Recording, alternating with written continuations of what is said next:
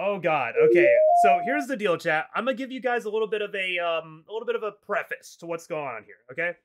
We are gonna be going over some AI stuff. All right. We're gonna be going over a little bit of new developments that have been happening in the AI space, and there is one channel that is probably a lot of you have heard about, and we're gonna be getting into it and how it got banned. It does touch on a tad. The reason why it got banned is because of a little bit of transphobia, but just know that I do not stand by that. I do not stand for that. I am all about trans rights and I'm all about all my people. Love all my people. That's it. That's where I'm at. I'm simply reporting what's going on so that you guys can be a little bit more informed of what's happening in the gaming space. Again, that's the intent of minting or renting. I want you guys to see what's good, what's worth getting into, and what's going on around you that's not doing good. So that's why I'm here. That's what it's here for. And I hope that you guys understand that I am simply telling you what I just Googled about 2 days ago. All right. But yeah, so let's go ahead and get into it.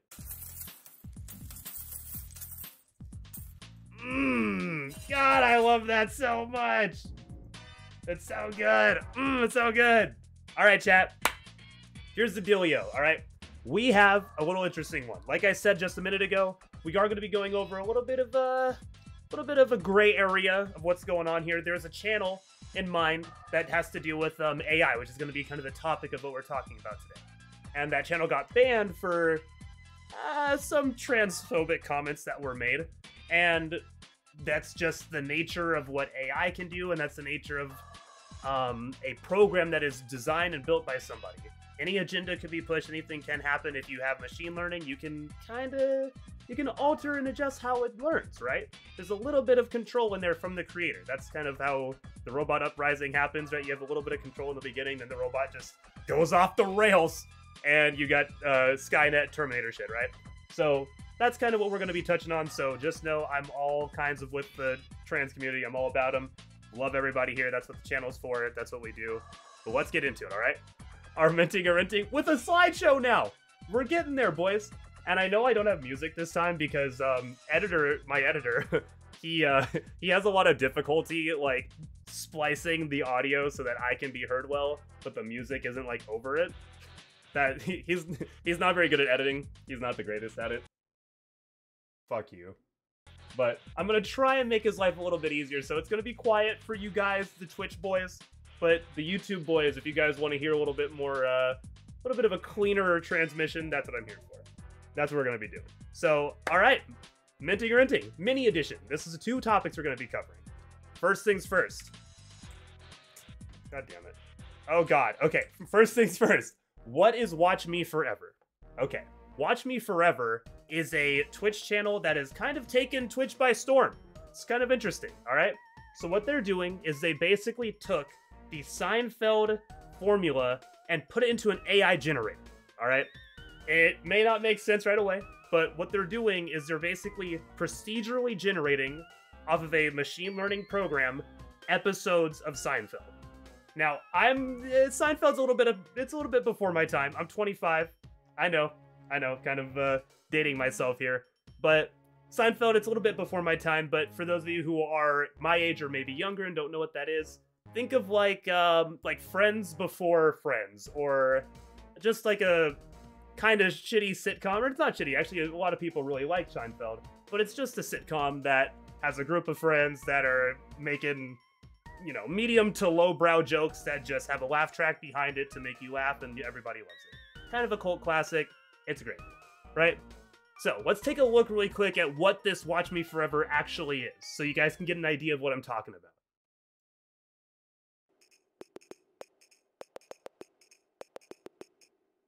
Hey, Yvonne.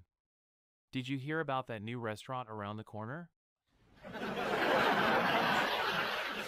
That was kind of funny. They're supposed to have the best food in town. I heard they just opened up, and I'm dying to try it. But it looks so expensive. Maybe we can make a deal with the owner. Trade them some of our jokes for a free meal? What do you think, Larry? I mean, it's either that, or we mooch off our friends again. That's a great idea. We'd be like comedians for hire.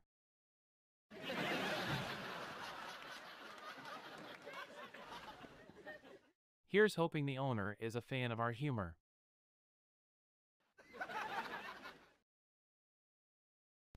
So you probably get the idea by now. What it is it's a procedurally generated machine has taken in a bunch of information about what Seinfeld could be, and it has simply made episodes. And that's all fine and good. And believe it or not, that channel is doing outstanding. Where's my Twitch tracker? That channel is actually doing outstanding. Take a look at some of these stats. Anyway, you have 168 hours in a week, 124 is being streamed. That's pretty big. Average viewership is 9,400. Boys, we are at like 10. Okay, so this channel has me completely ratioed. But look at how this thing is doing. It's doing great. Peak viewership, 18K and 1.1 million hours watched. That's crazy. Followers gained in a week, 187. Bro, I can't even fucking look at this. And that it don't get no better than that. Rank 202 on Twitch. That's crazy high. Very obviously partnered, very obviously a successful channel. Probably bringing in, I can only imagine, tens of thousands of dollars. However, we have a bit of a problem. Oops. We have a bit of a problem. They had a bit of an issue, all right? They had a bit of an issue with the software or the machine learning program that they use to generate these episodes. So, at some point along the lines, the original software corrupted that was making the episodes that a lot of people were starting to like and enjoy. So they had to go to a backup program. That backup program, that one went AWOL. How all liberals are secretly gay. That one was a little bit more unhinged. So here's the deal. Basically, they used a backup software to try and recreate what they were doing with the original software. And this one had, to my understanding, had a little bit more human input for the formula in which it makes the episodes and allows the people to walk around and blah, blah, blah. But it can still accomplish the same thing as the original software. So, unfortunately, and again, warning, warning, it's not the wokest thing ever, but this is where the machine learning or the secondary software went wrong or kind of allowed for a not ideal situation to happen. So, this is my stand-up set in a club. There's like 50 people here, and no one is laughing. Anyone have any suggestions? I'm thinking about doing a bit about how being transgender is actually a mental illness. Or how all liberals are secretly gay and want to impose their will on everyone. So he calls out the trans community, and then he says all liberals are gay, which, you know, I'm not gonna take a stance on that. I ain't gonna take no stance on that. But as you can see, this can be damaging, right? Something that is being broadcasted to upwards of 18,000 people and a downwards of 9K people. That's a lot of people that can be influenced. And obviously this is Twitch, so it's the age range is 18 to 24, so still impressionable, still stupid. I just barely got out of that range, so I'm not stupid anymore. I got out of there. I'm good. I'm clear. But there's a bright side. With AI, there's opportunity for some pretty good memes. So I want to show you this really quick. Luke. If you guys are fans of Star Wars now, okay? If you're fans of Star Wars, take a look at this. She was your father's exotic teenage alien apprentice, a fine piece of jailbait from a more civilized age. She had the tightest body and the perkiest little breasts in the galaxy. By the way, this is gonna get a little bit weird. It's gonna get a little bit weird. So, brace for impact. But it's funny, and it is a demonstration of how good the AI voice and the AI learning can get. Barely legal in most systems. Anakin and I used to double team her at the end of every successful campaign. It's the Force theme in the back for me, bro. We'd even have the entire 500 first run a train over her, part of official Jedi training, of course. In time, she learned how to handle a meat saber better than anyone in the Jedi Temple. She wore a miniskirt every day, so we told her there were no panties in space. And since she was constantly doing acrobatics, you'd get a glimpse of her orange pussy mid-fight as she'd do a flip while slicing a B-2 super battle droid in half.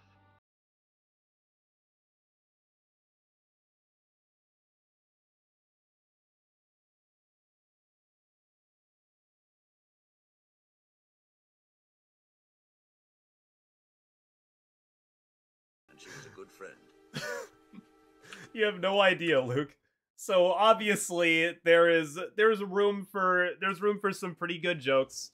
There's room for a lot of great opportunities. So actors and actresses that maybe lose their voice or something, they can, if they lip sync pretty well, we could still let them have. They could still have a career that's saved from this. This is not necessarily only dangerous, right? There's a good to this. Got to be careful, but I do have one more meme for you guys I want to show you. This one was great. This is the TikTok. So I'm making my own sports drink to compete with Prime. I'm going to call it 0 to 2, which stands for Logan Paul, his shitty-ass boxing career. So I'm making my own. So obviously that's a meme as well, but Logan, like that was pretty goddamn accurate. That was pretty solid. Elon Musk, his voice, it's not the most difficult one I would say to emulate or to mimic, but that can there's a bit of a danger to that because Elon is in a very high position of power, being one of the richest people on the planet. He something that he says could get him in trouble, could start something internationally. There's some risk, but there's also some good. So I'm gonna say to you guys now, don't be too concerned necessarily. And I know that there's been some other deep fakes and stuff that have had pretty drastic effects on especially the Twitch community. We're not gonna get into that because I don't want to give light to it. But yeah, there's some good, and then there's some let's watch this. This is a watch item. But all right, next thing's next. What else is going on? Netflix is sick of yo shit. All right. So here's the deal, people. I am not innocent in this space, okay? I am a very I like to give. I like to give, and I like to share. I'm very good at sharing. But Netflix, on the other hand, does not like that, especially in the light of 2023, where lots of big tech corporations, especially streaming corporations, they're not doing the greatest. They're laying off a lot of people. They don't want you sharing accounts anymore. So me over here trading out Crunchyroll, I just traded my Crunchyroll for HBO Max from my friend. I'm not gonna name any names because I don't want no accounts shut off. But people are out here doing that. I'm not the only one. I know I actually in chat share my accounts with a lot of people in chat right now. So yeah, it's a very normal practice, but Netflix is losing a lot of money off of it. And they are sick of that. So how are they going to track who's sharing, and how are they going to put a moratorium on those who are password or account sharing? Well, a location check. At least that's what I've seen so far. From a Yahoo article I read about 15 minutes ago, Netflix has put out in one of their big boy meetings that, their plan, at least for right now, their phase 1 plan for right now to start cracking down on this is going to be a location check. I don't know if it's going to work like that, but let's see some of their stats. So they polled actually 380 people, and these people, they're just like you and me. They like to lend out their accounts, but the sample that they took were people who were the password borrowers. So they were the friend that's unemployed at 2 a.m. that's watching they're doing every show on Netflix speedrun, right? They took 380 of those people and they asked them, "Yo, what's your MO? Like, what's your plan? Why are you like this?" And most people, which is actually kind of disappointing here, most people said, "We don't even really want Netflix all that bad. Like, you guys have Demon Slayer, and that's cool. I think you have Wednesday's on Netflix, right? That's pretty good." But the 62% of them were like, yeah, fuck it. I don't really want it. I don't really need Netflix anymore. So that's kind of rough to hear, I would say. From a sample size of almost 400 people, 62% of them, over half, were like, yeah, fuck your industry, right? I'll be honest with you. I don't know if there's a way we can really fight back, at least, aside from seeing what algorithms they put in, seeing what plans, what moratoriums they put on to prevent password sharing. I don't know what else we can really do, especially if they do like a location check.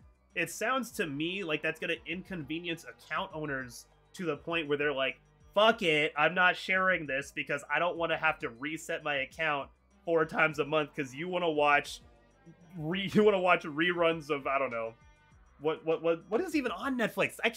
Why do I pay for Netflix? There's nothing on there. I haven't opened my Netflix account in so long. Oh, Pokemon. I watched Pokemon Indigo League. Yeah, I watched Pokemon Indigo League. Bye Bye Butterfree. That shit's still my favorite episode. And the Primeape episode. I really like Primeape. So this could be another bluff.